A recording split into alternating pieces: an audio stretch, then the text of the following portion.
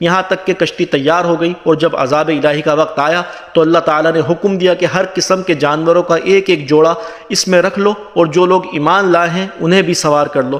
حضرت نوح نے احکام خداوندی کے مطابق سب کو سوار کر لیا اور عبادت الہی میں مصروف ہو گئے۔ آخر کار طوفان کے آثار ظاہر ہونے لگے، اور دیکھتے ہی دیکھتے زمین کے ہر گوشے سے پانی ابلنے لگا۔ آسمان سے قیامت خیز بارش ہر شے کو بہا کر لے جانے کے در پہ تھی، گویا قیامت کا منظر تھا۔ کشتی طوفان کے پہاڑ جیسی اونچی لہروں پر تیر رہی تھی۔ حضرت نوح نے اپنے بیٹے کنعان کو دیکھا جو ایک اونچے مقام پر موجود تھا۔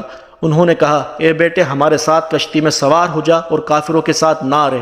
اس نے کہا، ابا میری فکر نہ کرو، میں ابھی اس سب سے اونچی پہاڑ پر چڑھ جاؤں گا اور پانی سے بچ جاؤں گا۔